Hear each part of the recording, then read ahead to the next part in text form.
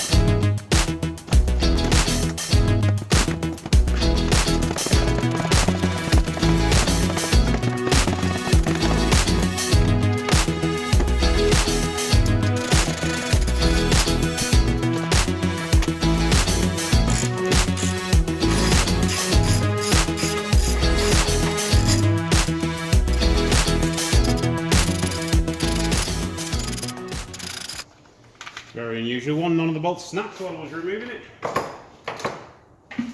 Pop it up in the air now and remove the radiator support. There's four 13mm bolts holding that on.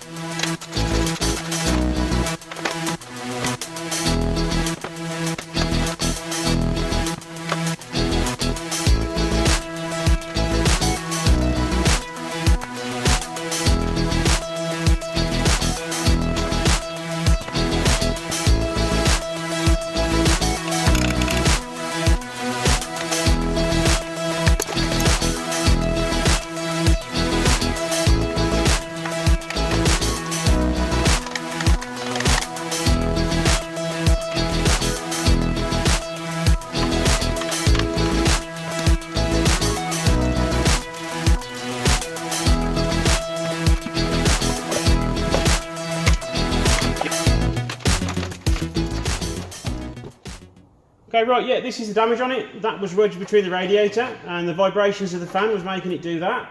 And it's created a few holes in the core. So right, let's see if we can get something else to match that radiator. New radiator has arrived, so I'm now going to get it fitted so we can get the engine running.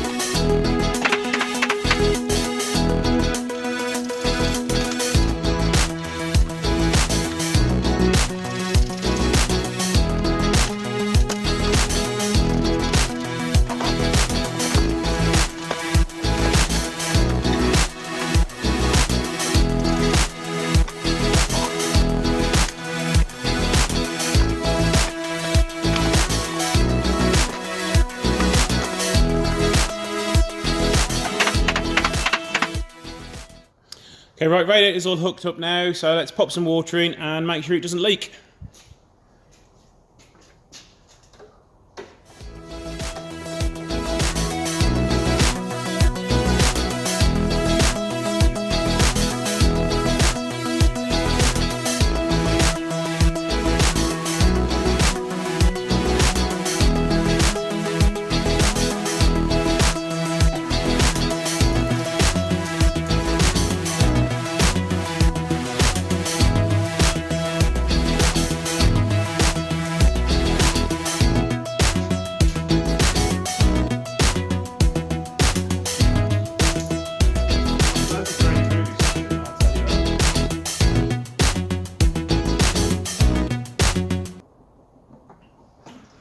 to top that up with some water.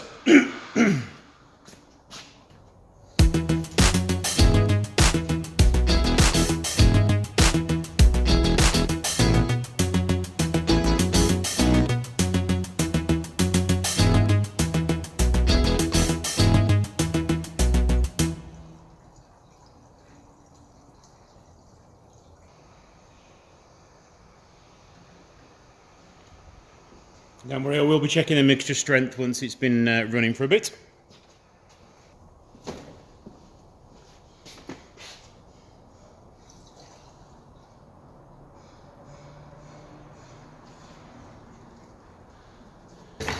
Okay, right, let's get it started and let's see what it wants to do.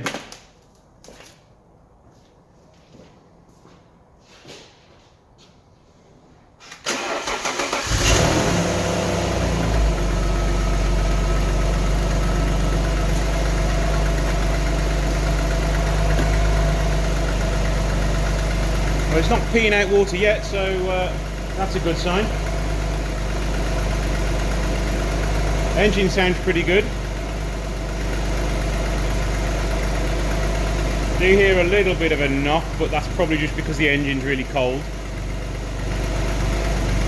If I have been lucky with the head gasket on the engine, I do expect it will have caused some damage if it had overheated as much as it said it had. So at some point I do expect to have to do the head gaskets on this.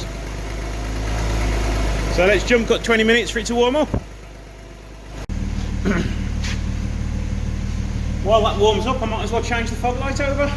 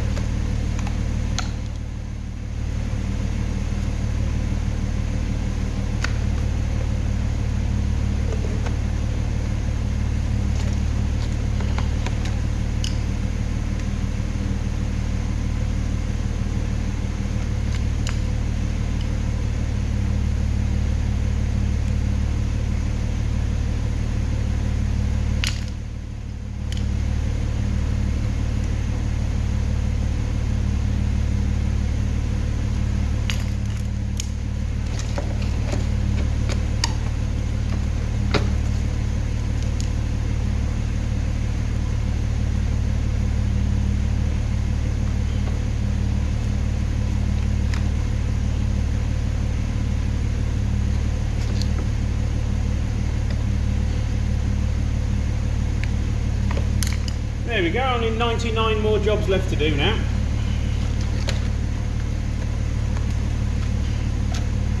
At least it's better than that one.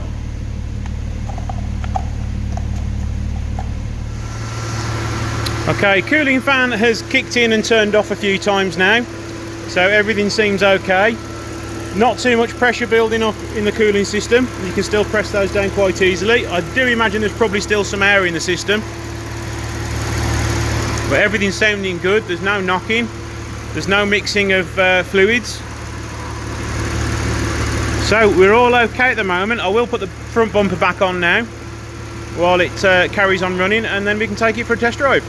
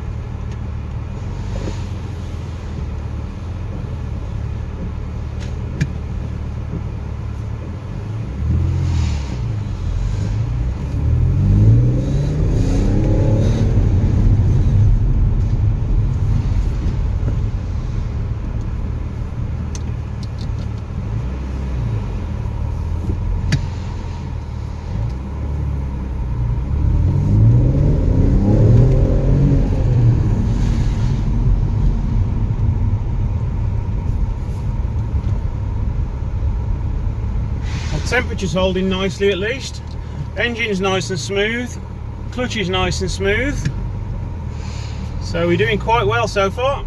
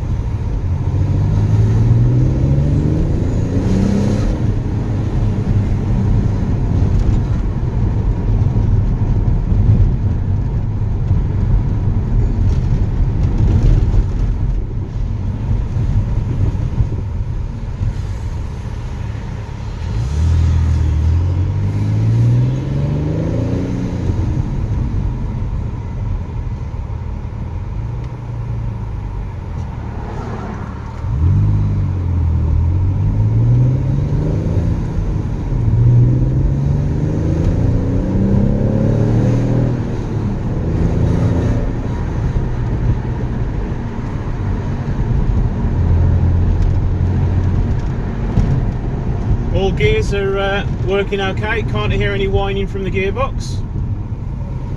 Brakes really are not the best, but hopefully they will improve when there's a little less rust on them.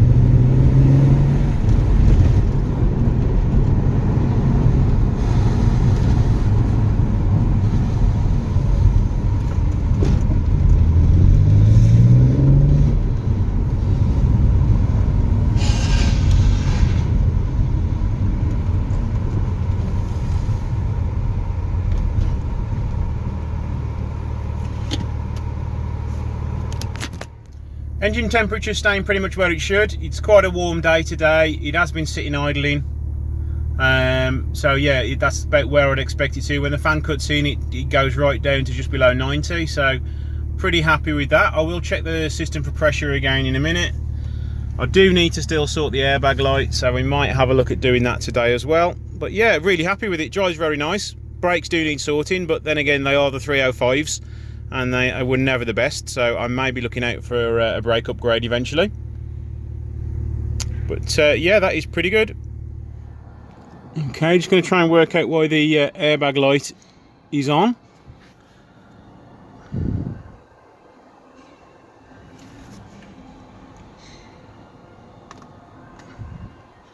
Error code's driver's side airbag, so it's just the seat connector under the seat, I reckon. Clear the errors. Fault's gone, not come back. Brilliant. So for a lot of my fault finding and diagnostics, I use multi-ECU scan, which is what this is. It only costs about 60 quid, including the license and the necessary leads, so it's definitely a worthwhile purchase, as I've been using it for many years now, and it's very rarely let me down. Just going to connect to the engine ECU now. Sorry if you can't see it too well, it's rather a bright day. And check for errors. Lambda signal sensor, invalid signal.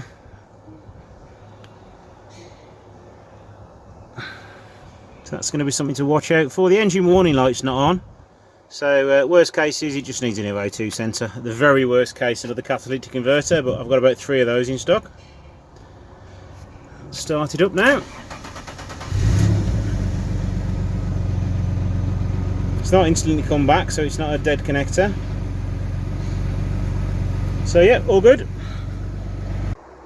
So yeah, all done for this episode. Thanks for watching. Please tune in on the next episode, and I'm hopefully going to be doing the welding underneath and any MOT work that needs doing on it, so I can get it MOT'd and insured.